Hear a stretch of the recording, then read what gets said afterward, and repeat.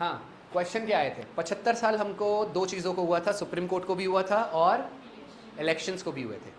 मैंने बोला था जनरल इलेक्शंस में कुछ भी क्वेश्चन आ सकता है। फिलहाल इलेक्शन से रिलेटेड, इलेक्शन कौन से पार्ट में मेंशन किया गया है? हाँ बेटा चलो ऑनलाइन बता दो, पार्ट्स कौन से पार्ट में मेंशन किया गया है आपका इलेक्शन? 15 ना? हाँ 15। मैं बोला 50 तो नहीं बोल रहे हो? चलो वेरी गुड, चिल्लर क्वेश्चन नहीं था इतना। अब पार्ट 15 में मैंने आपको 3 आर्टिकल्स याद कराए थे। कौन से वो 3 आर्टिकल्स थे? 324, 326 और 329। याद है? चलो तीनों याद ना हो लेकिन एक तो आर्टिकल याद होगा कि इलेक्शन कमीशन ऑफ इंडिया कौन से आर्टिकल में मेंशन किया गया है? 324। 324 में मेंशन किया है। ये बेस आर्टिकल इस साल का क्वेश्चन आके चला गया। बस मैं बोल रहा हूं, उन्होंने घुसने तक की मतलब उन्होंने कोशिश भी नहीं किया कि थोड़ा टफ क्वेश्चन पूछ लेते हैं। उन्होंने सिर्फ सीधा सजा सजाया। वैसे तो एनडीए की एग्जाम में बताना चाहूंगा, बच्चे लोग रहते हैं, वैसे भी वहां ज्यादा टफ क्वेश्चन नहीं होता, लेकिन आने वाली एग्जाम में भी आपके आने के चांसेस बहुत ज्यादा है। किस पे आने के चांसेस बहुत ज्यादा है? इलेक्शंस पे। किसके आने के चांसेस है? सुप्रीम कोर्ट पे इस साल। अब मैं बता रहा हूं एक नया प्रिडिक्शन। सुप्रीम कोर्ट को तो 75 साल हो ही गया है। वैसे तो मैंने पहले भी बोला था सुप्रीम कोर्ट से रिलेटेड, अगर सुप्रीम कोर्ट न्यूज में चल रहा है मतलब किस पे क्वेश्चन आ सकता है? हाई कोर्ट पे। बोला था आपके सीडीएस में इस साल के एग्जाम में क्वेश्चन क्या पूछा गया है? देखो हाई कोर्ट पे एक आया है जो मैं सोच पा रहा हूं, क्वेश्चन यही पूछा गया था कि हाई कोर्ट के जजेस को अपॉइंट कौन करता है। ये ऐसा सिंपल सादा क्वेश्चन आके गया। अब मैं बता रहा हूं हाई कोर्ट 2 रीजंस के कारण न्यूज में चल रहा था। बताया था हरियाणा या पर्टिकुलर किसी हाई कोर्ट के जज के 15 करोड़ रुपए की उसने ब्राइब ली थी। 15 करोड़ उसके घर में कैश पाया गया। भाई साहब ने आग लगा दिया, कुछ नोट्स जल गए थे, कुछ नोट्स बच गए थे। मैंने बोला था बेटा जजेस के ऊपर बहुत रेयरेस्ट ऑफ रेयर केसेस होते हैं, रेयर मोमेंट्स में ऐसा होता है कि किसी हाई कोर्ट जज के ऊपर क्या चलाया गया हो? इंपीचमेंट प्रोसेस इनिशिएट किया गया हो। वो बंदे का, ये 9 अप्रैल की बात है, ये 9 अप्रैल को ही इसी महीने में इंपीचमेंट प्रोसेस स्टार्ट कर दिए। इंपीचमेंट प्रोसेस स्टार्ट करना किसी जज के खिलाफ इतना आसान नहीं होता है। आपको 100 मेंबर्स का सपोर्ट चाहिए लोकसभा में, पहले वो साइन करेंगे। वैसे तो प्रोसेस ऐसा भी नहीं होता, सबसे पहले राष्ट्रपति की अनुमति लाइए, फिर सेकंड स्टेप होगा कि लोकसभा के 100 सदस्यों की मोशन के ऊपर साइन लाइए। तीसरा स्टेप होगा कि राज्यसभा के 50 मेंबर्स की साइन लाइए। चौथा स्टेप होगा कि उसको एक हाउस में मोशन पास किया जाएगा और वो मोशन उसके बाद, वैसे तो मोशन पास फाइनल पास करने के पहले लोकसभा में अगर इनिशिएट किया गया है तो वहां के स्पीकर का सिग्नेचर चाहिए होगा कि वो इनिशिएट करने देगा या नहीं करने देगा। अगर स्पीकर भी मान लेता है कि चलो भैया मोशन इनिशिएट किया जाए, तब भी बीच में एक और अड़ंगा आता है। बीच में एक इन्वेस्टिगेशन कमेटी बनाई जाएगी। इन्वेस्टिगेशन कमेटी के 3 मेंबर होंगे, एक होगा चीफ जस्टिस ऑफ इंडिया, एक होगा chief justice of high court और तीसरा मेंबर होगा ज्यूरिस्ट। अगर वो कमेटी ने भी पास कर दिया तो भैया वोटिंग कराई जाएगी स्पेशल मेजॉरिटी के साथ कि जज को भैया निकालने का है। इसके बाद वो जज निकलता है। लेकिन आज तक का रिकॉर्ड है ये, कोई भी सुप्रीम कोर्ट का जज, कोई भी हाई कोर्ट का जज इंपीचमेंट प्रोसेस से निकाला ही नहीं गया। रीजन पता है क्या होता है? सबसे बड़ा लूप होल बताऊं हमारे कॉन्स्टिट्यूशन में क्या है? जब भी किसी जज के खिलाफ इंपीचमेंट प्रोसेस स्टार्ट किया जाता है तो भाई साहब वो पास होने ही नहीं देते, वो खुद रिजाइन करते हैं और बोलते हैं तू क्या निकालेगा, मैं खुद जा रहा हूं। अब भाई साहब 9 अप्रैल को वहां पर इंपीचमेंट प्रोसेस इनिशिएट हुआ, 12 अप्रैल को वो छोड़ दिया और बोले तुम मत निकालो हम जाएंगे। तो इसी के साथ भाई साहब छोड़ के चले गए। अब हम बताना चाहेंगे ये इकलौता रीजन नहीं है कि हाई कोर्ट के ऊपर आने के चांसेस है। दूसरा रीजन सबसे बड़ा बताता हूं, मुझे नहीं पता आप लोगों का क्या है, कैसे है। आजकल की यूथ भीड़ को फॉलो करती है, भीड़ जहां जा रही है सारे लोग वहीं जाएंगे। मुझे लगता है यहां पर जेन्युइनली बताइए कितने लोग मोदी के भक्त है, फिर आगे बात होगी। देखो सिर्फ 2 यूथ बैठे हैं क्या? बाकी लोग थोड़े मच्योर्ड लोग हैं क्या? चलो ठीक है, कोई बात नहीं, वैसे तो मतलब कोई दिक्कत नहीं है। हाँ तो हमारे पास जो यंगस्टर है जो मोदी को सपोर्ट करते हैं, कोई बात नहीं, मोदी का मैं बहुत बड़ा भक्त हूँ, सारे लोग जानते हैं, सारा भारत जानता है। भारत अभी जानने का है क्योंकि रीजनली बेटा आसपास के लोग जानते हैं। फिलहाल मैं क्या बता रहा हूँ, क्या मैं क्यों बोला था बेटा मोदी के भक्त? क्यों, कहाँ बात चल रही थी हमारी? High court. हाँ, अरविंद केजरीवाल यार सुपर, मैं वही बताने वाला था। Arvind Kejriwal the new superman of India. हला डाला ना, क्यों बेटा? वो कौन सा मूवी का डाला? क्यों हिला डाला ना, मैं वही बता रहा हूँ। ये आपके रजनीकांत भाई साहब, मुझे लगता है रजनीकांत से कम नहीं है हमारे केजरीवाल। अब एक बात बताइए, चलो वर्ड ऑफ द डे बता रहा हूं मैं आज, जो लोग स्पेशली लॉ की प्रिपरेशन कर रहे हैं आपको पता होना चाहिए, क्या पता यही टर्मिनोलॉजी के ऊपर क्वेश्चन आ जाए। डॉक्ट्रिन ऑफ रेक्यूजल, पता चल रहा है सुपर बर्निंग वर्ड है, ये ट्रेंडिंग वर्ड चल रहा है हर जगह, लिख लीजिए। अब आप बेटा मैं तैयारी में पढ़ रहे हैं और यहां पर कोई ट्रेंडिंग टॉपिक पढ़ाया ना जाए, ऐसा कभी हो सकता है? चलिए ठीक है, फिलहाल मैं बता रहा हूं, वर्ड था बेटा रेक्यूजल। अभी केजरीवाल ने रेक्यूजल की डिमांड की है हाईकोर्ट के अंदर। रेक्यूजल का मतलब क्या होता है?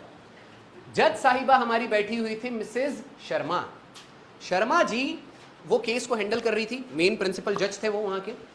उसने क्या बोला, एक काम करिए आप अपना पद छोड़िए और शांति से यहां से जाने की कृपया, उसने रिक्वेस्ट डाला कि एक काम करिए आपके डायरेक्ट कनेक्शंस आरएसएस के साथ है, तो मैं कैसे मान लूं आप उनके विरुद्ध में डिसीजन सुनाएंगे अगर मैं आपको सारे के सारे प्रूफ दे दूं तो? उसने बोला ऐसे कैसे? बोले आपने 4 मीटिंग्स हाल फिलहाल में पिछले 2 साल में की कि नहीं? उसने डेट के साथ लाया था सब कुछ। मैं बताता हूं, गूस बम्स वाला मोमेंट था वो। उसने अपने लॉयर को साइडलाइन किया, बोले लेट मी डिस्कस इट, बोले मैं अपना केस खुद लड़ूंगा। और भाई साहब जब वो वहां पर सारा पैरवी करना चालू किया, प्लीड करना चालू किया, जब वो बोल रहा था, चारों खाने चित्त इसको बोलते हैं। वैसे एक बात बताना चाहूंगा, उसका मोटिव ये नहीं था कि रेक्यूजल के थ्रू वो अपने जज को हटा दे, वहां पर कोई और जज को बैठाया जाए। रेक्यूजल का मतलब होता है रिप्लेसमेंट ऑफ जज की डिमांड करना, कि भैया वो खुद जज। और एक और चीज, आप डिमांड कर सकते हैं कुछ प्रूफ सबमिट करके। उसका कहना था ये यहां पर लीकर केस का एक्सटेंशन उसने मांगा था, सारा चीज चल रहा था उसके खिलाफ। उसने बोला मैं प्रूफ भी दे दूंगा ना, फिर भी आप उनके लिंक्स है आपके, आप उनके साथ उठते बैठते हैं, तो आपके खिलाफ मतलब उनके खिलाफ डिसीजन देना आपके लिए थोड़ा दिक्कत होगा, तो आप एक काम करिए आप यहां से हट जाइए। मैं बताना चाहूंगा बहुत ही स्मार्ट प्ले किया है उसने। आज तक मैं बोल रहा हूं, पढ़े लिखों को बैठा के तो देखिए, देखिए देश कैसे आगे बढ़ता है। आप लोग चुन लेते हो अनपढ़ लोगों को, कुछ लोग हैं मतलब अनपढ़ लोग, मैं बोल रहा हूं, मैं यहां पर किसी इंसान का मैं नाम ले ही नहीं सकता, मैं बड़े भक्त हूं। मैं बस बोल रहा हूं अभी बिहार के सीएम साला 7वीं पास है, बहुत बड़ा भक्त हूं मैं सबका होगा ना। चलो ठीक है, मैं बस बोल रहा हूं ये जो बिहार का, उनके भाई साहब उनका जो सेक्रेटरी है वो आईएएस ऑफिसर है, मतलब वो कैसा हो सकता है ऐसे? चलो ठीक है, पॉलिटिक्स इज ऑल अबाउट अनपढ़गिरी। अगर आप अनपढ़ हैं तो बेटा बहुत आगे भविष्य जाएगा आपका। चाय वाले पीएम बन रहे हैं, रेपिस्ट हमारे यहाँ पर मंत्री मिनिस्टर बन रहे हैं। रेवंत, जाने दीजिए, नाम लेना पाप है, नदी किनारे साफ है, किसी चीज का डायरेक्ट नाम नहीं लेना है, वापस हम यहाँ पर आ जाएंगे। बस मैं ये बताना चाहता था, रेवंत था, रेवंत रेवन्ना रेड्डी ऐसे कोई वो बंदा था, हाँ। तो भाई साहब कितने एमएमएस थे उसके इसमें? 3000, सोच के देखिए।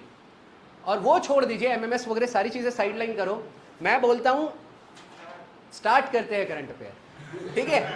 कहां जा रहे हैं हम लोग? चलो ठीक है, आज फिलहाल मैं बता रहा हूं, थोड़ा सा लेट हो गया, ज्यादा नहीं, बस 2-3 महीना। हालांकि मैंने बजट पहले ही करा चुका है। आज मैं बेटा आपको केवल इकोनॉमिक सर्वे, जो लोग बैंकिंग वाले कितने हैं फिलहाल यहाँ हैं? ओनली 1, बाकी क्या है? चलो कोई दिक्कत नहीं है, हर एग्जाम में कवर होने वाला है। बस मैं बोल रहा हूँ, देखो क्या होता है, मेजॉरिटी क्लासेस क्या हो जाती है सारी एग्जाम्स के लिए। वैसे ऐसा नहीं है कि इकोनॉमिक आपका सर्वे से बाकी एग्जाम्स में नहीं आएगा, सारे एग्जाम्स में आपका ये करंट अफेयर है, तो करंट अफेयर की तरह डील करिए। बस इकोनॉमिक्स का क्या हो जाता है, वेटेज बैंकिंग में थोड़ा ज़्यादा हो जाता है। आज ये सारा चीज़ हम इकोनॉमिक सर्वे देख रहे हैं। इकोनॉमिक सर्वे और बजट में सबसे बड़ा फर्क सबसे पहले मैं बताना चाहूँगा। इकोनॉमिक सर्वे बात करता है बेटा पिछले 1 साल की, कि मतलब अभी हमारा चल रहा है 2026, तो भारत ने 2025 में कैसा परफॉर्मेंस दिया है वो आपको 2026 में दिखाया जाएगा इकोनॉमिक सर्वे में।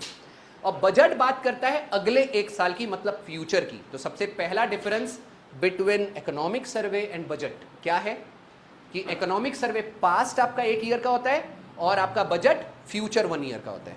मतलब बजट आने वाले साल के लिए होता है और इकोनॉमिक सर्वे पास्ट 1 ईयर का इकोनॉमिक। मतलब आप बोल सकते हो इकोनॉमिक सर्वे को दूसरी भाषा में आप बोल सकते हो कि it is a progress card of economy. लिख लीजिए पहला वर्ड। इकोनॉमिक सर्वे की डेफिनेशन में आपको लिखना है it is the progress card, ठीक है, ऑफ आर इकोनॉमी।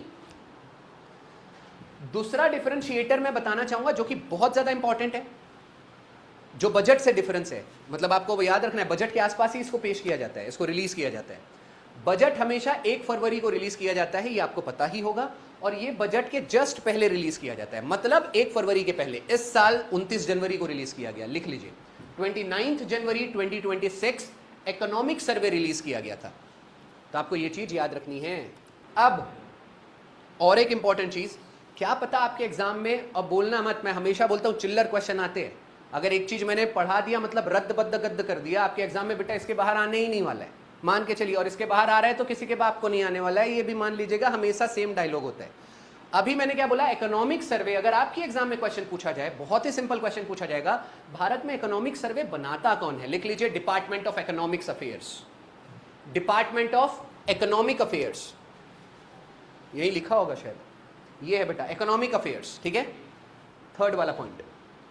लेकिन आपके एग्जाम में क्या पता क्वेश्चन ये पूछ लिया जाए कि भाई ये वाला पॉइंट है, हाँ, डिपार्टमेंट ऑफ इकोनॉमिक अफेयर्स जो आपका इकोनॉमिक सर्वे बना रहा है, किसके सुपरविजन में बनाता है, तो नेक्स्ट वाला आपका पॉइंट होगा चीफ इकोनॉमिक एडवाइजर।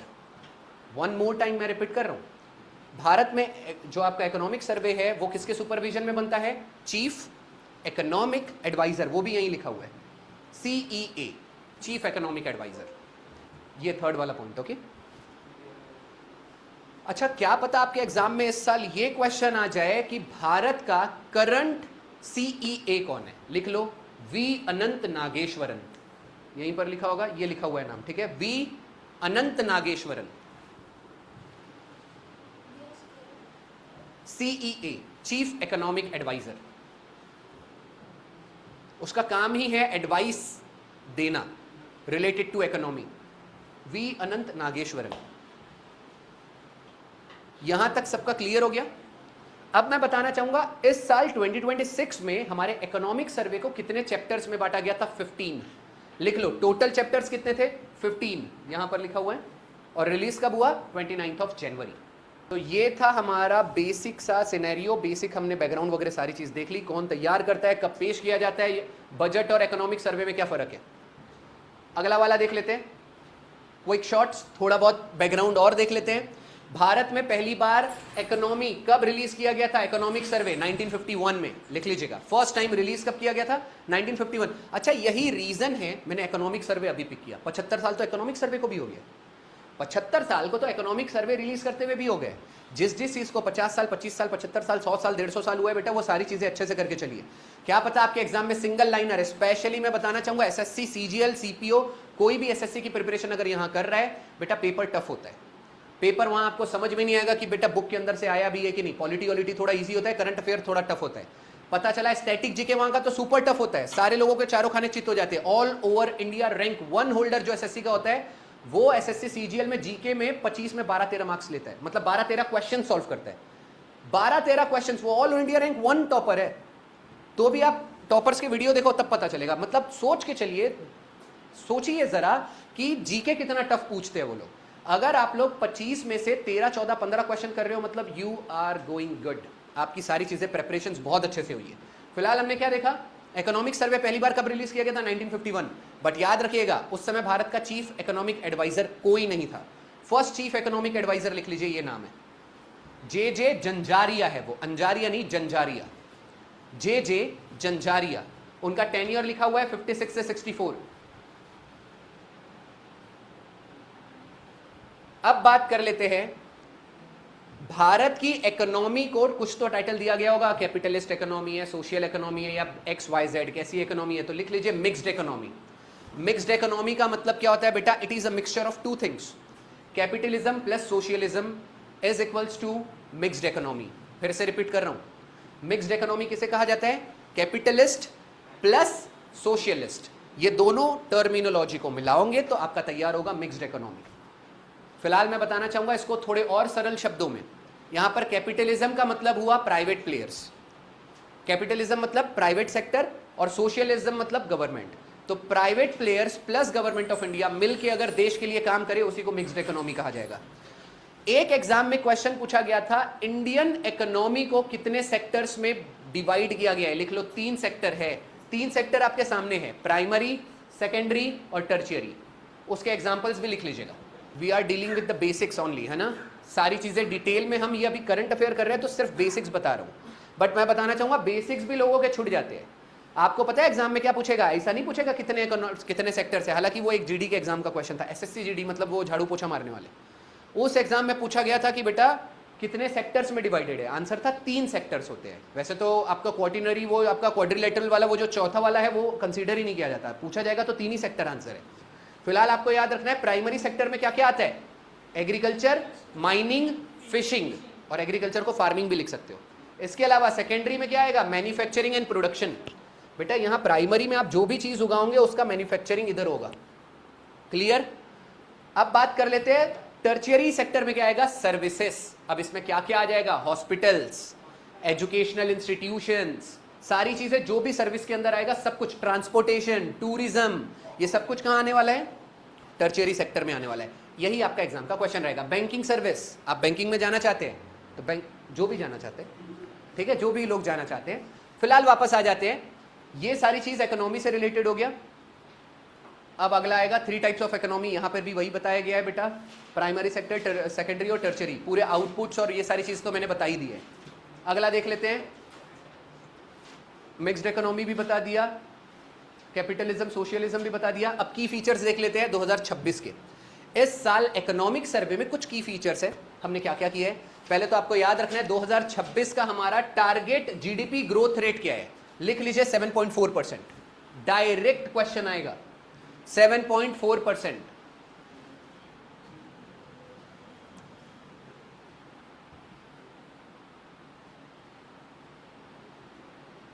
ठीक है,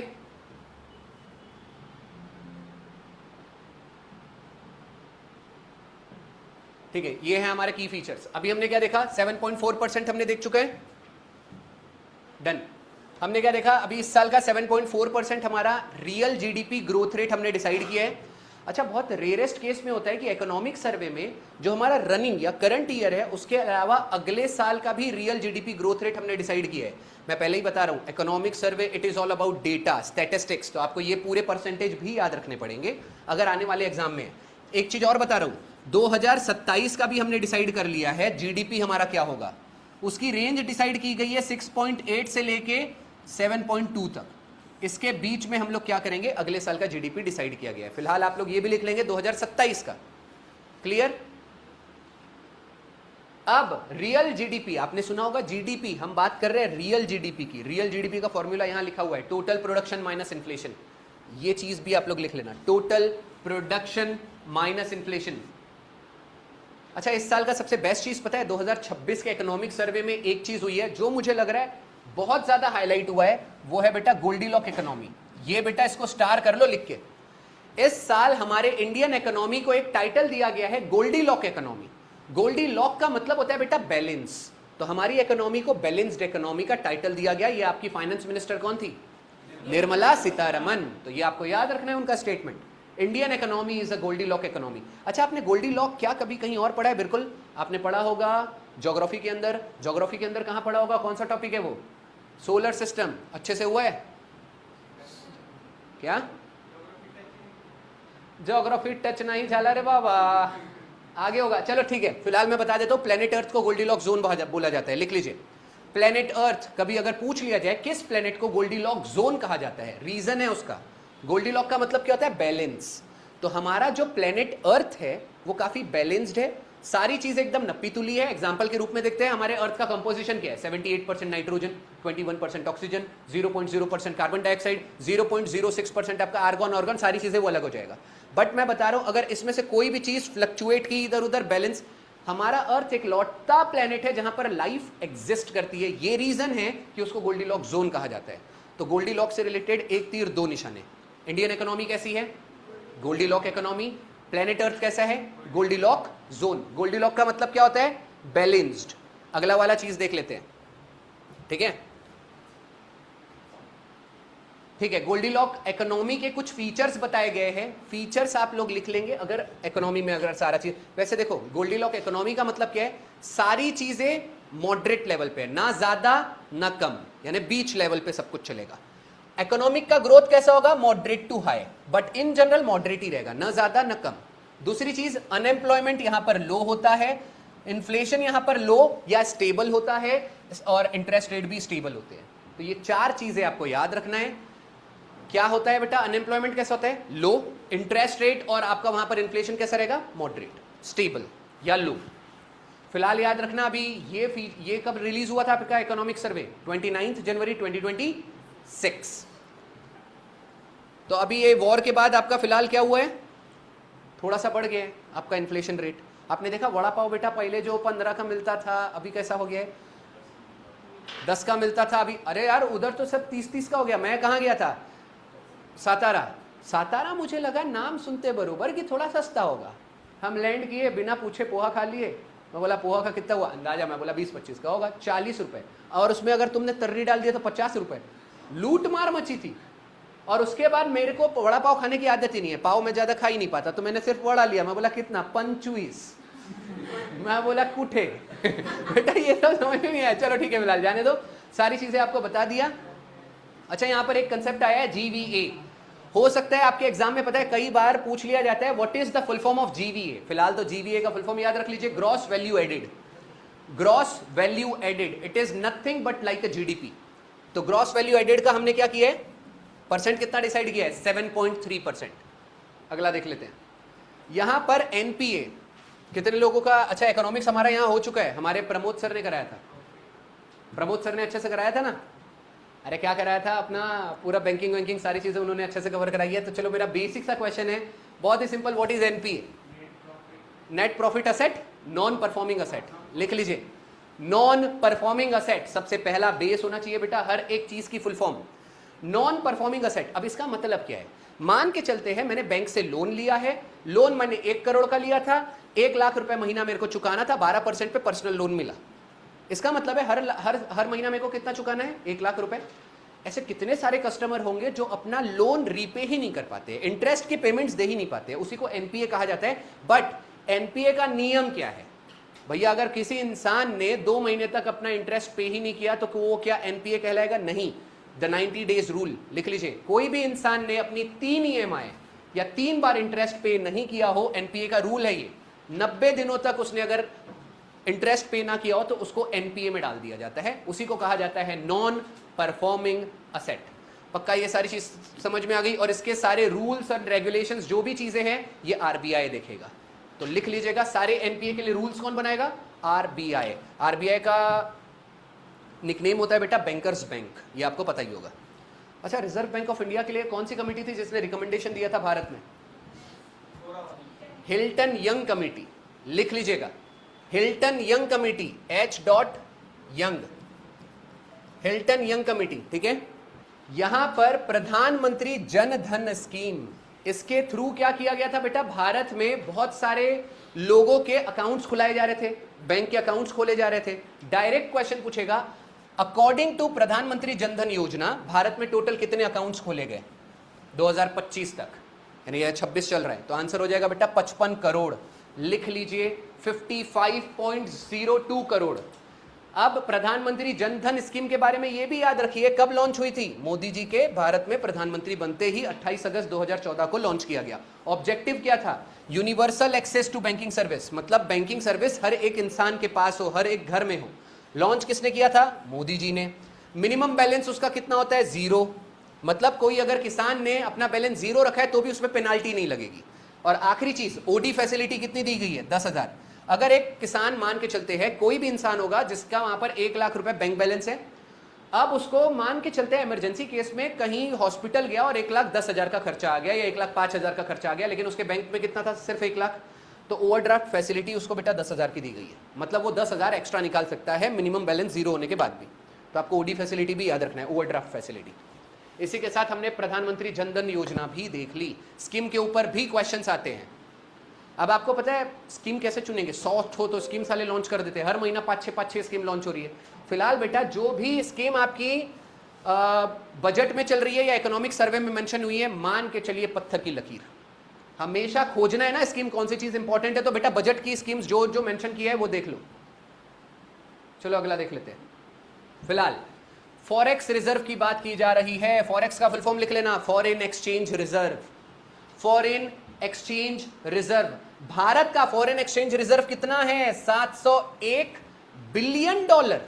इसका मतलब मोटा मोटा होता है 1 बिलियन मतलब 8,000 करोड़, 100 बिलियन मतलब 8 लाख करोड़, 7 बिलियन मतलब 56 लाख करोड़ रुपए, ये हमारा फॉरेक्स रिजर्व है। और पाकिस्तान बोलता है हमको कश्मीर दे दो, हम बोले बेटा आपका फॉरेक्स रिजर्व कितना है, बोले सर 28 बिलियन, कल आना, ठीक है। फिलहाल ये देखो बेटा, एक होता है भीख मंगा और एक होता है भिकमंगों में भीख मंगा, तो वो है आपका पाकिस्तान। मतलब साला जेब में फूटी कौड़ी नहीं, चिल्लर नहीं, और चाहते हैं कश्मीर दो। चलो ठीक है, फिलहाल वापस आइए, मैं आपको फॉरेक्स के बारे में बताना चाहूंगा। फॉरेक्स रिजर्व में लोगों को लगता है क्या क्या चीजें होती है। बेटा सारी अपने ना कंसेप्ट्स को बहुत ज्यादा क्लियर रखिए। फिलहाल फॉरेक्स रिजर्व में मेनली 3 चीजें आती है। ये आपका पहला चीज हो जाएगा फॉरेन करेंसी असेट, या सिर्फ फॉरेन करेंसी आप बोल सकते हो। दूसरा होता है गोल्ड रिजर्व, और तीसरा होता है एसडीआर। एसडीआर का फुल फॉर्म सामने लिखा होगा, स्पेशल ड्रॉइंग राइट्स। अब आपको ये भी याद रखना है, एसडीआर कुछ नहीं है बेटा, आईएमएफ का, आप लोग लोकल डेफिनेशन दे रहा हूं, आईएमएफ की करेंसी। आईएमएफ का फुल फॉर्म सब लोग जानते होंगे, इंटरनेशनल मॉनिटरी फंड। पक्का इसका हेडक्वार्टर कहां है, वॉशिंगटन डीसी। हेडक्वार्टर पे डायरेक्ट क्वेश्चन होते हैं, चिल्लर क्वेश्चन को अच्छे से डील करना, पहले इतना चीज कर लीजिए फिर आगे बढ़ेंगे। अच्छा आपको पता है फिलहाल पाकिस्तान बीच में कैसे आ गया बेटा? मैं चेक कर रहा था, पाकिस्तान के पास फॉरेक्स रिजर्व कितना पड़ा है, अंदाजा बताओ। हमारा 700 करोड़ है, 700 बिलियन डॉलर है, मतलब 56 लाख करोड़ है। चलो 700 बिलियन का 10% तो होना चाहिए। चलो कोई नहीं, तुम्हारा ना मेरा 5 तो होना चाहिए। 5% भी 35 बिलियन डॉलर होना चाहिए। बरोबर 28 बिलियन डॉलर है, मतलब 4%। समझ में आ रहा है? तो पाकिस्तान के पास फॉरेक्स रिजर्व कितना है, 28 पॉइंट समथिंग कुछ है। चलो इतना हो गया हो तो आगे बढ़ेंगे। हाँ एक आखिरी चीज, ये यहां पर बेटा नोटिस बोर्ड आपका लगा हुआ है, ये चीज भूलने का नहीं।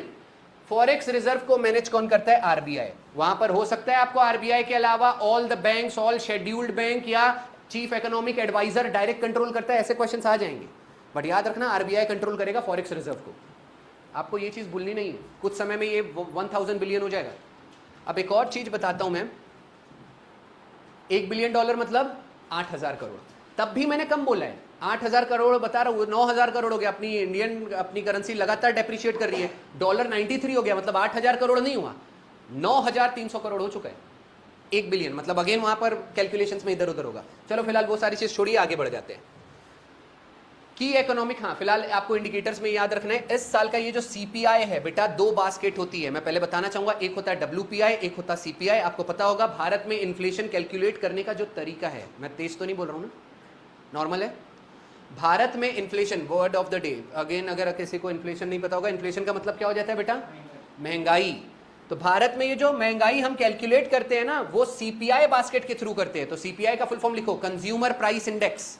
भारत में महंगाई जो हम कैलकुलेट करते हैं वो किस बास्केट से करेंगे? CPI, consumer price index. अब आपके इसमें बहुत स्टैंडर्ड चीज बता रहा हूं, ये वाली चीज, इसको स्टार लगा लेना। स्टार बेटा जहां लगाने बोल रहा हूं वो अच्छे से कर लेना। भारत में जो हमारा इन्फ्लेशन कैलकुलेट करेगा वो कौन करेगा? NSO, national statistical office. अब इन्फ्लेशन में यहां पर 2 इन्फ्लेशन के बारे में मैंने मेंशन किया है। एक है बेटा हेडलाइन इन्फ्लेशन, ये एक टाइप है आपका इन्फ्लेशन का। हेडलाइन इन्फ्लेशन बढ़ता है ना, इसका सीधा मतलब है आपके फूड और फ्यूल दोनों के रेट बढ़ेंगे, और दोनों के रेट बढ़ भी गए। फ्यूल मतलब सिलेंडर का रेट बढ़ा, फूड मतलब बड़ा पाव 10 का 25-30 रुपए में दे रहे हैं। बताओ साला खाने के लिए भी दिमाग खराब दे दनादन। बेटा ये याद रखने का, दनादन देने का नहीं, दनादन पैसे कमाने का है कि नहीं? पैसा कमाएंगे तो सारी चीजें आसान हो जाएगी। वैसे हेडलाइन इन्फ्लेशन का एग्जैक्ट अपोजिट होता है बेटा कोर इन्फ्लेशन। अपोजिट मतलब क्या? कोर इन्फ्लेशन में क्या होता है, ये दो चीज को छोड़ के बाकी सबका इन्फ्लेशन बढ़ जाता है। तो वन लास्ट टाइम रिपीट कर रहा हूं, हेडलाइन इन्फ्लेशन में 2 चीजों के रेट बढ़ते हैं, दोनों का इनिशियल लेटर क्या है? एफ, फूड और फ्यूल। और कोर इन्फ्लेशन में क्या होगा? वो 2 चीज को छोड़ के बाकी सब मतलब क्या? एजुकेशन, इंफ्रास्ट्रक्चर, XYZ, टूरिज्म, हर एक चीज का रेट बढ़ेगा वहां। ठीक है? अच्छा मैंने तो वो बताना भूल गया था, एनपीए तो मैंने सिर्फ डिफाइन किया है, डेफिनेशन क्या होती है, लेकिन आपके एग्जाम में क्वेश्चन क्या आएगा? वो ये थोड़ी पूछेगा एनपीए क्या होता है, वो ये पूछेगा इकोनॉमिक सर्वे में ग्रॉस एनपीए का रेशियो बताइए क्या है। तो लिख लीजिए 2.2% वहीं पर, और नेट एनपीए 0.5%। ग्रॉस एनपीए और नेट एनपीए। चलो अब मैं इसको भी डिफाइन कर दूंगा होता क्या है। और ये देखो कोर इन्फ्लेशन में क्या क्या चीजें आ जाती है, education, clothing, health care, housing, सबके रेट्स बढ़ जाएंगे। आपके एग्जाम में ऐसा भी हो सकता है, ये पूछेगा ये 4 एग्जाम्पल दे देगा और बोलेगा अगर इनके रेट्स बढ़ रहे हैं तो ये कौन सा इन्फ्लेशन है? कौन सा इन्फ्लेशन था? Core inflation. अब बताता हूं बेटा ग्रॉस और नेट के बीच का फर्क। कभी भी आपने देखा होगा सैलरी का एग्जांपल बेस्ट रहेगा। ग्रॉस सैलरी एक होती है, नेट सैलरी एक होती है। अगर मान के चलो कोई इंसान की सैलरी है पर मंथ 1 लाख रुपए, साल भर का 12 लाख हुआ, सरकार ने उसको बोली आपको 10% आपको टैक्स देना पड़ेगा। अगर 1 लाख से 10% हटा दिया जाए तो कितना बचा? 90,000। सरकार ने 10,000 ले ली ना, तो 1 लाख रुपए ग्रॉस सैलरी थी, सब कुछ कट पिट के जो हाथ में आया वो नेट सैलरी है। तो आपको ये याद रखना है, नेट सैलरी का मतलब होता है after deducting all the taxes. जो आपके हाथ में इन हैंड सैलरी होती है वो कौन सी सैलरी होती है? Net salary. एक और चीज बता देता हूं, इससे हमको क्या पता चलता है कि ग्रॉस जो भी आपका कलेक्शन है या सैलरी है, नेट सैलरी आपकी कम होगी। तो ग्रॉस आपका एनपीए क्या था? 2.2%, मतलब नेट तो कम ही होगा, उसमें सारी चीजें कट पीट के हाथ में जो चीज बचा वो नेट होगा। मैं बताऊं ये सब इसलिए बता रहा हूं बेटा, अगर आपको मान के चलते आप एग्जाम में गए, आपको ग्रॉस एनपीए याद है लेकिन नेट याद नहीं है। अगर आपको ग्रॉस 2.2 याद होता और ऑप्शन में सारे ऑप्शंस 2.2 के ऊपर के होते तो एक ही ऑप्शन बचता, वो आपका आंसर होता। अच्छा मेरे को एक बात बताइए, यहां मैंने ग्रॉस एनपीए और नेट एनपीए बताया, ये सबको समझ में आया? एक बार अभी क्वेश्चन पूछ लूंगा, what is the difference between gross and net? Gross मतलब लॉस है ना बेटा? वेरी गुड, मेरे को देख के लग रहा था सब लोग नॉर्मल देख रहे थे और एकदम ऐसा हो गया था कि सर ये क्या चल रहा है, कहीं अभी सर बम तो नहीं फोड़ेंगे? चलो ठीक है। वैसे बेटा ग्रॉस का मतलब है वो अभी कच्ची सैलरी है, वो अभी कच्चा एनपीए, उसमें बहुत सारी चीजें कटेगी पिटेगी, उसके बाद जो बचेगा वो होगा आपका नेट। पक्का? अच्छा ये चीज मूवीज में भी होता है। मूवीज में देखना, मूवी का ग्रॉस कलेक्शन दिखाता है 400 करोड़ और नेट कलेक्शन दिखाता है 200 करोड़। इसका मतलब है 200 करोड़ में एंटरटेनमेंट टैक्स कटा होगा, सारे टैक्सेस, एंटरटेनमेंट टैक्स हर स्टेट का अलग है। महाराष्ट्र ने बीच में 46% एंटरटेनमेंट टैक्स लगा था। मतलब अगर 100 रुपए पिक्चर कमा रही है, 46 रुपए तो साला सरकार लेके जाएगी। इसी में फिर धांधली करते हैं सारे लोग, फिर बोलते हैं धांधली कर रहे हैं दत्त। चलो ठीक है, फिलहाल अगला देख लेते हैं। हमने अभी क्या देख लिया? एनपीए बहुत अच्छे से डिफाइन कर दिया। अब आ जाते हैं इंडिया का ग्लोबल शेयर, बताइए एक्सपोर्ट में क्या है? डायरेक्ट रट लीजिए बेटा 4.3%, जो कि 2005 में 2% हुआ करता था। मतलब हमने एक्सपोर्ट के क्षेत्र में 20 सालों में दुगना तरक्की की है। 2005 का डेटा आपके सामने है 2% और अभी का डेटा है 4.3%। अगला देख लेते हैं। ग्रॉस वैल्यू, ये सारी चीजें मैंने अच्छे से डिफाइन कर दी। वन लाइनर फैक्ट्स कुछ है। इंडिया में अभी टोटल एम्प्लॉयड पर्सन कितने हैं? 56 करोड़। लिख लीजिए, टोटल एम्प्लॉयड मतलब 150 करोड़ में 56 करोड़ लोग एम्प्लॉयड है, बाकी सब 94 करोड़ लोग में बेटा बच्चे पढ़ लिख भी तो रहे हैं, ठीक है, और बाकी हाउस वाइफ। चलो ठीक है, ये सारी चीज हो गई हो। Remittances, word of the day, ऐसे लोग जो भारत के बाहर में कमाई करते हैं, डॉलर्स में कमाते हैं और अपने माँ बाप को पैसे भेजते हैं, तो वो जो पैसा भेज रहे हैं उसको रेमिटेंसेस कहा जाता है, वर्ड ऑफ द डे। अब अगर क्वेश्चन पूछ लिया जाए वर्ल्ड का सबसे हाईएस्ट रेसिपिएंट कौन है रेमिटेंसेस में, तो आंसर हो जाएगा इंडिया। सबसे ज्यादा रेमिटेंसेस बाहर जो लोग कमा रहे हैं, घर में अपने माँ बाप को पैसा देने का कल्चर ही है। माँ बाप 25 साल तक कमाएंगे और आपको खिलाएंगे, है कि नहीं, और 25 के बाद आप उनको खिलाएंगे। फिलहाल याद रखिएगा टोटल हमने कितना रेमिटेंसेस रिसीव किया? 135 बिलियन डॉलर। कौन मुझे बताएगा कि हमारे पास टोटल फॉरेक्स रिजर्व कितना था?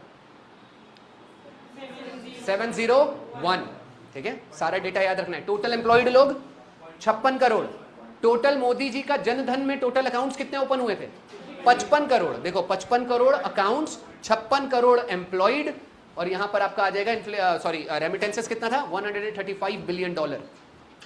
अच्छा, सीपीआई इन्फ्लेशन हमने जो कैलकुलेट किया था बेटा 2025 का, वो 1.7% था, वहां अपडेट कर लो 1.7%।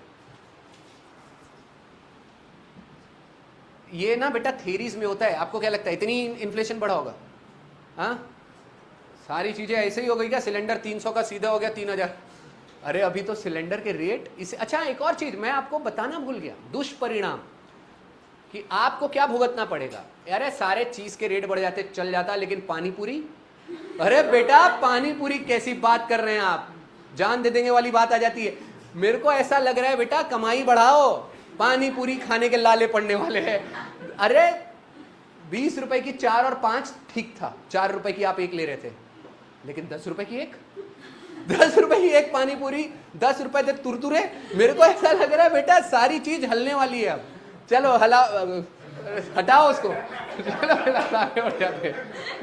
अरे शांत रहिए जरा, अभी वापस आगे बढ़ते हैं, वापस आ जाए, back to the square again. हाँ, फिलहाल मैं बताना चाहूंगा हमारे इंडिया में बैंक्स को बेटा 4 कैटेगरीज में डिवाइड किया गया है। 4 कैटेगरीज आपके सामने हैं, commercial bank, cooperative bank, payment bank और शेड्यूल्ड बैंक। अब आप बोलोगे सर नॉन शेड्यूल्ड बैंक कौन बताएगा? बेटा बाद में बताएंगे, फिलहाल ये 4 लिख लीजिए, ये 4 ही मेन कैटेगरीज है। इंडिया में टोटल 4 बैंक्स होते हैं, 4 बैंक्स की कैटेगरीज, नाम में ही कमर्शियल आ रहा है। कमर्शियल मतलब धंधा, जो बड़े बड़े बिजनेसमैन हैं उनको लोन बेटा कमर्शियल बैंक देता है, वो छोटे मोटे बिजनेसमैन को नहीं देता। छोटे बिजनेसमैन के लिए कौन है? Cooperative bank. अब आ जाएगा पेमेंट बैंक। बेटा पेमेंट बैंक तो लोन ही नहीं देता, चाहे बड़े बाप के लड़के हो या छोटे बाप के लड़के, हम लोन ही नहीं देंगे, वो लोग ऐसा बोलते हैं। पेमेंट आप करोगे, हम नहीं। फिलहाल ये याद रखना है, पेमेंट बैंक का एक नियम है, ये केवल डिपॉजिट एक्सेप्ट करता है, लोन नहीं देता, और डिपॉजिट की भी लिमिट है 2 लाख। ठीक है, ये अपडेट होते रहती है, इसके साथ ध्यान रखिएगा। शेड्यूल्ड बैंक का मतलब क्या है वो बता देता हूं। शेड्यूल्ड बैंक मतलब ऐसे बैंक जो रिजर्व बैंक ऑफ इंडिया, लिख देता हूं, आरबीआई बैंक का ना एक एक्ट है, आरबीआई एक्ट 1934, एक्ट है 34, स्टेब्लिश हुआ 35 में। तो बैंकिंग का आपका जो ये एक्ट है 34 में, इसमें बेटा बहुत सारे शेड्यूल्स हैं। जैसे कॉन्स्टिट्यूशन में कितने शेड्यूल है?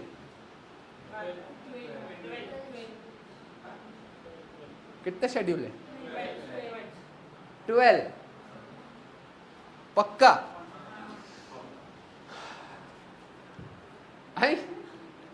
वैसे तो हम बताना चाहेंगे 12 शेड्यूल्स है, 25 पार्ट्स है। ठीक है, ये तो हमने देख के रखा है।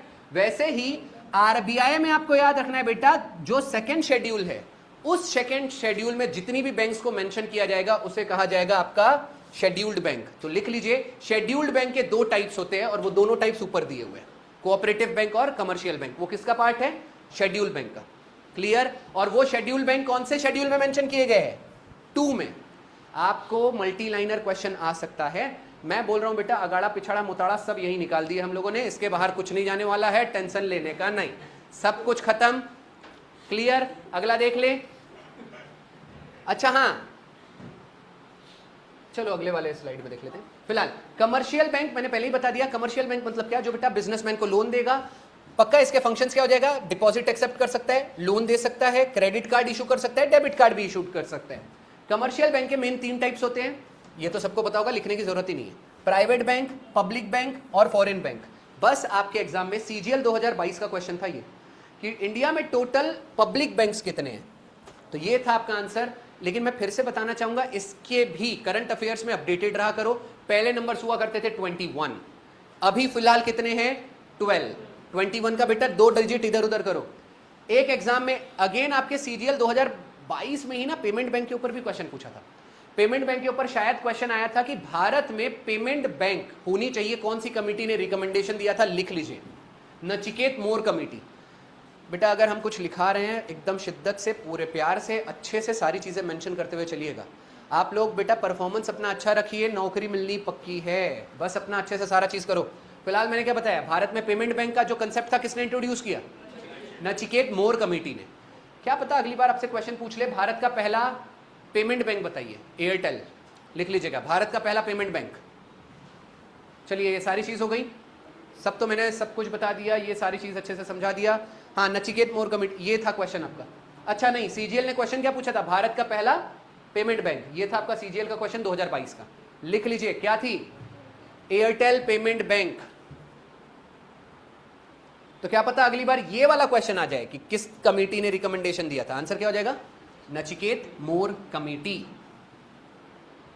अच्छा, अब एक और चीज, पेमेंट बैंक लोन तो दे नहीं सकती, सिर्फ डिपॉजिट एक्सेप्ट करेगी, एटीएम आपको देगी और उसके साथ साथ आपको डेबिट कार्ड वगैरह वो इशू कर सकती है, इसके अलावा कुछ नहीं कर सकती। चलो अगला देख लेते हैं। शेड्यूल्ड बैंक मैंने बता दिया, सेकंड शेड्यूल में मेंशन किया गया। बस एक ही चीज रह गई थी, पेड अप कैपिटल उसका 5 लाख होता है। लिख लीजिए, मिनिमम पेड अप कैपिटल आपका शेड्यूल्ड बैंक का क्या होगा? 5 लाख रुपए। अच्छा, शेड्यूल्ड बैंक और नॉन शेड्यूल्ड बैंक में मेजर फर्क क्या है? एक बात बताता हूं, शेड्यूल्ड बैंक कौन से एक्ट में मेंशन किया गया? शेड्यूल में 1934 का एक्ट था। शेड्यूल कौन सा था? 2। कितने टाइप्स थे? 2, कमर्शियल बैंक और cooperative bank. Non schedule bank क्या होता है बेटा? जो आरबीआई के एक्ट के किसी शेड्यूल में मेंशन ही नहीं किया गया है, पक्का समझ में आ गया? तो ऐसी बैंक जो उस शेड्यूल में मेंशन ही नहीं किया गया है वो नॉन शेड्यूल बैंक हो जाएगी। दूसरा मेजर फर्क बता देता हूं, शेड्यूल बैंक पे पूरा कंट्रोल आरबीआई का होता है, तो कभी अगर मान के चलते हैं कुछ दिक्कत आ गई, फाइनेंशियल क्रंचेस या कुछ दिक्कत आ रही है उनको जिसके कारण उनको कहीं लॉस हो गया है, उस केस में क्या होगा, आरबीआई उसकी पूरी मदद करेगी। आरबीआई उसको हो सकता है लोन दे दे और बोलेगा उसको, यानी स्टेबिलिटी का पूरा चांस देगा। लेकिन अगर आपको नॉन शेड्यूल बैंक की बात की जाए तो आरबीआई ज़्यादा हेल्प नहीं करता, वो बहुत ही ज़्यादा रिस्की बैंक्स होती है। तो आपको ये सारी चीज़ें शेड्यूल और नॉन शेड्यूल बैंक के बीच में होना चाहिए। तो हम पता है इसका आउटपुट क्या निकला, scheduled bank are more stable. तो लिख सकते हो शेड्यूल्ड बैंक क्या होती है, थोड़ी स्टेबल होती है, नॉन शेड्यूल्ड बैंक थोड़ी अनस्टेबल होती है। बाकी चीजें तो आपको पता ही चल गया। पीएलआई लिख लीजिएगा, पीएलआई का पहले तो फुल फॉर्म लिख लो, प्रोडक्शन लिंक इनिशिएटिव। इस बार ना बहुत ज्यादा इंपॉर्टेंट, पीएलआई के बारे में बेटा भूलना मत, production link incentives, incentives okay. PLI जो ये आपका स्कीम था कब लॉन्च हुआ था, 2020 में मोदी गवर्नमेंट ने लॉन्च किया था। अब इसका अगर मोटो पूछ लिया जाए तो बेटा मोटो ये लिखा हुआ है, to boost domestic manufacturing. To boost domestic manufacturing, manufacturing का मतलब होता है किसी चीज का उत्पादन करना। तो बेटा उत्पादन करने के लिए इस साल ये की सेक्टर्स है। क्वेश्चन पूछा जाएगा पीएलआई स्कीम के अंदर बताइए कौन से सेक्टर्स इंक्लूड किए गए हैं, तो आपका हो जाएगा electronics, automobiles, telecommunication, pharmaceuticals, solar equipments. ये बेस्ट एग्जांपल आपके सामने 4 से 5 एग्जांपल है, तो ये आप लिख लीजिए जो पीएलआई स्कीम के अंडर कवर होते हैं। मतलब ये सारी कंपनीज को इसके अंदर इंसेंटिव्स दिया जाता है गवर्नमेंट द्वारा। तो इससे क्या होगा बेटा, ज्यादा से ज्यादा बढ़ावा मिलेगा और उससे ज्यादा से ज्यादा एम्प्लॉयमेंट क्रिएशन होगा। तो आपको ये सारी चीजें याद रखनी है। आई होप सारी चीजें सुपर क्रिस्टल क्लियर चल रहा है, कोई दिक्कत है तो बोलिए बेटा। हाँ, प्रोडक्शन लिंक इंसेंटिव, यानी प्रोडक्शन हाउसेस को इंसेंटिव्स देते हैं वहां पर। अब प्रोडक्शन, बट प्रोडक्शन का हिंदी में मतलब होता है बेटा उत्पादन। जैसे ऑटोमोबाइल्स भी उत्पादन करेगा, दवाइयों की सारी कंपनीज पूरा उत्पादन करेगी, ठीक है। ये सारा चीज हो गया, आगे बढ़ जाते हैं। तेज तो नहीं चल रहे ना, वन लाइनर कुछ फैक्ट्स है आपके सामने। जैसे आपके सामने हो गया, भारत ने अक्टूबर 2025 तक, वैसे तो वादा किया था 2030 के पहले भारतीय रेलवे 100% इलेक्ट्रीफाइड हो जाएगी। तो इलेक्ट्रिफिकेशन 2025 में ही मोदी गवर्नमेंट ने 99% अचीव कर लिया है। तो लिख लीजिए 2025 तक इलेक्ट्रिफिकेशन कितना डन हो गया रेलवेज का, 99%।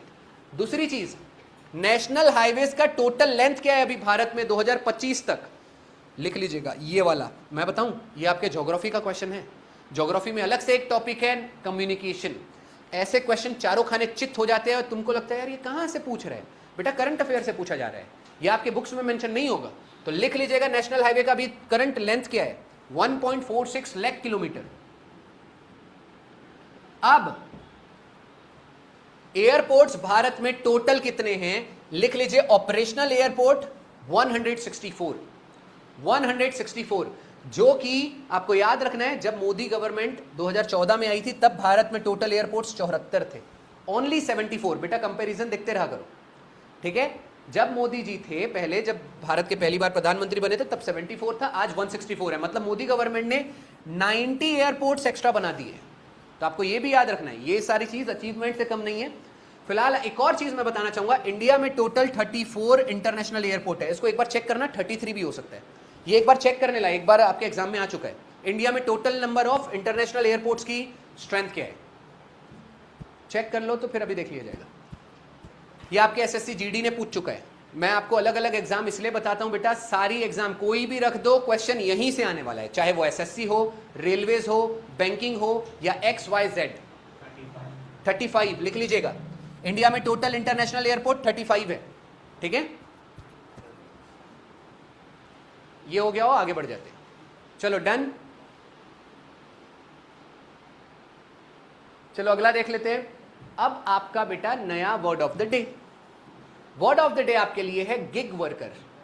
अब क्या हो गया है, न्यू लेबर कोड्स, देखो यहां पर कहा गया है लेबर कोड, नया कानून, यानी मजदूरों के लिए नया कानून बनाया गया है। वहां पर वर्कर की डेफिनेशन के अंदर एक चीज रखी गई है कि वर्कर्स के अंदर कौन आएंगे, तो उन्होंने बोला वर्कर्स की डेफिनेशन में ओनली 2 लोग कवर होंगे, एक होगा गिग और एक होगा प्लेटफॉर्म वर्कर। वैसे तो मैं बताना चाहूंगा गिग वर्कर्स बोला जाए या प्लेटफॉर्म वर्कर्स बोला जाए, दोनों में फर्क नहीं है।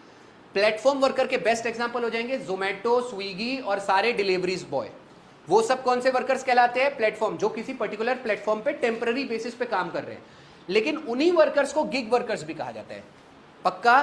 तो गिग और प्लेटफॉर्म वर्कर्स में कोई फर्क नहीं है। हाँ, एक और चीज, इसकी और एक डेफिनेशन बता देता हूं। गिग वर्कर्स का मतलब क्या है? जो टेम्पररी काम करते हैं, ना कि परमानेंट जॉब करते हैं। तो लिख लीजिए, जो टेम्पररी जॉब कर रहे हैं उन्हें आप गिग वर्कर्स, द गिग्स कह सकते हो, ठीक है?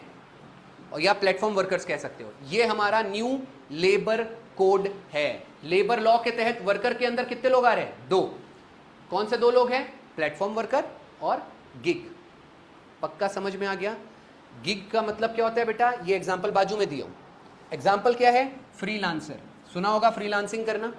फ्रीलांसिंग का मतलब ही होता है बेटा ऑनलाइन काम मिल जाना। हो सकता है टाइपिंग का हो सकता है अकाउंटिंग का हो। ऑनलाइन जो आप काम करते हो टेम्पररी बेसिस के लिए, वहां परमानेंट नहीं हो, तो आपको कहा जाएगा गिग।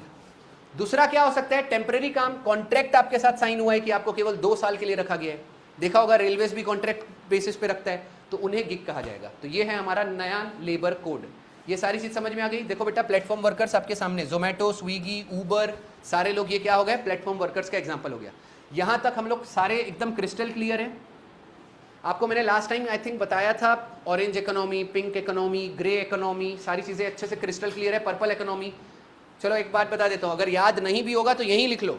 ऑरेंज इकोनॉमी, इंडिया अभी बढ़ रहा है, India is travelling towards orange economy. Orange economy क्या हो जाता है? कोई भी इंसान जो ऑनलाइन प्लेटफॉर्म के थ्रू पैसे की कमाई कर रहा है। एग्जाम्पल यूट्यूब के जरिए, एग्जाम्पल इंस्टाग्राम के जरिए। तो लिख लीजिएगा, इन्फ्लुएंसर्स जो इंस्टाग्राम या यूट्यूब के थ्रू कमा रहे हैं, वो इकोनॉमी को क्या कहा जाएगा? Orange economy. दूसरी चीज, पिंक इकोनॉमी तो पता ही होगा। एक होते हैं बेटा पुरुष और एक होती है महिला। पुरुष का क्या है? मुंह में पानी डाला और निकल गए तैयार होके। लेकिन महिलाओं को थोड़ा सा टाइम लगता है, मस्करा, लाली पाली, पाउडर, क्रीम, यानी बहुत सारी चीज बहुत सारे लोग लगाते हैं। ऐसा मैं कह रहा हूं कि कुछ लोग लगाते हैं, हर कोई इंसान नहीं लगाता। बस मैं कह रहा हूं ऐसी इकोनॉमी जहां पर वुमन ड्रिवन, यानी उनके लिए क्या होता है? वुमेन्स के लिए प्रोडक्ट। अब देखो, हमारी जो क्रीम रहेगी वो 20 रुपए या 100 रुपए।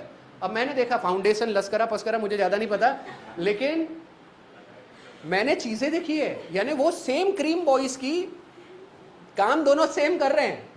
क्या मतलब ऐसा थोड़ी है आप हमारा क्रीम लगा लोगे तो दाढ़ी आ जाएगी? बेटा सेम काम करेगा, लेकिन नहीं, आप महंगा वाला खरीदोगे और वहां प्राइस देख के। तो ऐसी इकोनॉमी जहां से गर्ल्स को बहुत ज्यादा चार्ज किया जाता है उनके प्रोडक्ट्स के ऊपर, नेल पॉलिश वगैरह सारी चीजों के ऊपर, तो वहां से वो बहुत ज्यादा कमा पाते हैं कंपनीज, उसे कहा जाता है पिंक इकोनॉमी। ठीक है? अब एक होता है बेटा ग्रे इकोनॉमी। इंडिया का ग्रे इकोनॉमी ताबड़तोड़ तरीके से। अब ग्रे इकोनॉमी क्या होता है बेटा? आपने सुना होगा बाल सफेद हो रहे हैं। देखा जाए तो बाल सफेद नहीं, बाल ग्रे होते हैं। इन इंग्लिश अगर आपको फिल इन द ब्लैंक्स भी आ जाए, उसके बाल सफेद हो रहे थे, वहां अगर व्हाइट हेयर्स आएगा तो गलत है। हेयर्स कैसे होते हैं? ग्रे। तो ग्रे किसको रिप्रेजेंट करता है? बूढ़े लोगों को। भारत में आफ्टर 60s कंपनीज दनादन कमा रही है। अब आप सोच के देखिए, हेल्थ इंश्योरेंस आप लेते हैं, हेल्थ इंश्योरेंस लेते वक्त आपसे कंपनी 50,000 लूट लेती है, लेकिन रिटर्न में आप एक बार हॉस्पिटल में एडमिट तो हुई है, एक क्लॉजेस बताएगी ये आपका कवर नहीं हो रहा, ये वाला हेल्थ इंश्योरेंस आपका कवर नहीं हो रहा। बुढ़े लोग होने के बाद आप फार्माक्यूटिकल कंपनी जाइए, कंपनी वहां पे भी जम के कमा रही है। आपने नोटिस किया है एक एक इंजेक्शन 10-10 हजार का आ जाता है। छोटी छोटी बीमारी में जाओ, अब इंसान को डराया जाता है। हालांकि गवर्नमेंट ऑफ इंडिया आपके लिए जेनेरिक मेडिसिन दे रही है फ्री में। फ्री में मतलब क्या होता है? कोई अगर इंजेक्शन 1,000 का मिल रहा है, सेम फॉर्मूला के साथ जेनेरिक अगर आप मेडिसिन खरीदोगे ना, तो वो 100 रुपए या 70 रुपए 50 रुपए में मिल जाएगा, यानी आपके 10 गुना पैसे भी बच गए। लेकिन पता है डॉक्टर्स लोग आपको ठगते हैं। क्या बोलते हैं? अरे डुप्लीकेट मटेरियल है, कुछ हो गया तो इंसान सोचता है नहीं ठीक है 10,000 का इंजेक्शन लगाओ, हम 1,000 रुपए नहीं, वहां कोई नहीं बचाने को देखता। इसे कहा जाता है बेटा ग्रे इकोनॉमी। मतलब बड़ी बड़ी कंपनीज बुढ़ों से भी पैसे कमा रही है, हेल्थ इंश्योरेंस बेच के और सारी चीजें, ये सारा चीज करके। ठीक है? ये सारा चीज आपको फिलहाल पता होना चाहिए। आगे फिलहाल देख लेते हैं। आपका होमवर्क रहेगा व्हाट इज पर्पल इकोनॉमी, ये आपका होमवर्क है। वापस आ जाइए। अच्छा ठीक है, मैं मोर्टेलिटी रेशो इंडिया का डिक्लाइन हो गया। अभी मोर्टेलिटी रेशो लिख लीजिएगा, इंडिया का क्या है? मैटरनल मोर्टेलिटी रेशो इंडिया का 86% है। मैटरनल का मतलब ही होता है बेटा रिलेटेड टू मम्मा। ठीक है? फिलहाल आपको एक और चीज याद रखना है। मेरे को पता है मैटरनल डेथ की डेफिनेशन पहले नहीं पता थी, अभी मैं बता रहा हूं, ये रिसेंटली अपडेट। मेरी आदत हमेशा ही है, मुझे लगता था मैटरनल डेथ क्या होता है, कि कोई भी मम्मा का अगर डिलीवरी के दौरान किसी की डेथ हो जाए तो उसे मैटरनल डेथ कहा जाएगा, लेकिन यहां पर कहा गया है बेटा ड्यूरिंग प्रेगनेंसी या अगर बच्चा देने के बाद या अबॉर्शन कराने के 42 डेज के अंदर भी अगर डेथ होती है तो वो मैटरनल डेथ कहलाता है। तो यहां पर 42 डेज रूल है, लिख लीजिएगा मैटरनल डेथ का 42 डेज रूल। हालांकि मुझे नहीं लगता इतने डीप में कोई जाके आपको पूछने वाला है, it is all your knowledge, सिर्फ नॉलेज के लिए बता दिया मैटरनल डेथ की डेफिनेशन क्या है। जैसे मैंने जब एनपीए का रूल बताया था, द रूल ऑफ 90 डेज, याद है? तो ये है द रूल ऑफ 42 डेज। अच्छा, पॉलिटी में द रूल ऑफ 14 डेज भी बताया हूं, क्या है? What is 14 days rule in polity? 14 days rule क्या है आपके संविधान में? आर्टिकल 110 यानी मनी बिल। अगर मनी बिल लोकसभा ने दिया है राज्यसभा को तो 14 दिन के अंदर डिसीजन लेना जरूरी है, नहीं तो ऑटोमेटिक पास हो जाएगा। 14 डेज रूल भूलना नहीं है। कोई मुझे बताएगा what is 6 month rule in polity? What is 6 month rule?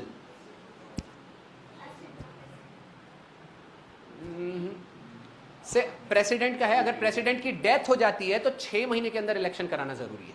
Vice president की डेथ हो जाती है 6 महीने के अंदर इलेक्शन कराना जरूरी है। इवन आपके गांव का सरपंच भी मर जाता है तो 6 महीने के अंदर इलेक्शन कराना जरूरी है। फिलहाल 6 महीना पोस्ट खाली नहीं रहेगा। प्रेसिडेंट अगर की डेथ हो गई तो वाइस प्रेसिडेंट प्रेसिडेंट बन जाता है, लेकिन उसकी मैक्सिमम पीरियड 6 महीना ही है। 6 महीने के अंदर पक्का इलेक्शन होगा और कोई एक आपका राष्ट्रपति बन जाएगा। और कोई बोला सर अगर नहीं हुआ तो होगा ही, आज तक ऐसा नहीं हुआ है। ठीक है, फिलहाल अब देख लेते हैं सारा चीज। हाँ, 2023 में बेटा डेटा दिया गया था कि हमारे इंडिया में कितनी फीमेल्स की मोर्टेलिटी यानी मैटरनल मोर्टेलिटी डेथ हमारी टोटल कितनी हुई थी? 2,60,000। ये इतना इंपॉर्टेंट नहीं है, आगे बढ़ जाते हैं। ये है आपका फाइनल समरी पेज, इसी के साथ आपका पूरा इकोनॉमिक सर्वे खत्म। अब बेटा यहाँ कुछ और नहीं कराया गया है, ये सम अप कर दिया हूं मैंने, सारी चीजें एक जगह लाके दे दिया। अभी आपको क्या बताया गया था? ग्रॉस एनपीए कितना है? 2.2। नेट एनपीए कितना था? 0.5। जीवीए कितना था? 7.3। हमने 2026 का जीडीपी ग्रोथ रेट क्या रखा था? 7.4। 2027 की रेंज रखी थी 6.8 से 7.2। इतना सब कुछ क्लियर था। 55 करोड़ हमने प्रधानमंत्री जनधन योजना में अकाउंट्स खोले थे। 56 करोड़ लोग आपके क्या थे? टोटल एम्प्लॉयड पर्सन थे। उसके अलावा आप याद रख सकते हैं कि सेमीकंडक्टर मिशन इन्वेस्टमेंट, ये लिख लीजिएगा, सेमीकंडक्टर मिशन में टोटल इन्वेस्टमेंट गवर्नमेंट ने कितना की है? 1.6 लाख करोड़, यानी 1,60,000 करोड़। बाकी चीजें आपको पता ही है। फॉरेक्स रिजर्व हमारा भारत का बता दिया, इवन पाकिस्तान का भी बता दिया। सिर्फ मैंने ना आपको एक्सपोर्ट का बताया था 4.3% ग्लोबल एक्सपोर्ट का हमारा कंट्रीब्यूशन है, लेकिन यहां पर आपको मैंने पैसों में भी बता दिया। टोटल एक्सपोर्ट हमने कितना किया है? 825 बिलियन डॉलर। बेटा इसके बाहर जा ही नहीं सकता। और ये फाइनल चीज है, टोटल रेमिटेंसेस 135 बिलियन डॉलर। इसी के साथ हमने क्या कवर किया है? आपका इकोनॉमिक सर्वे।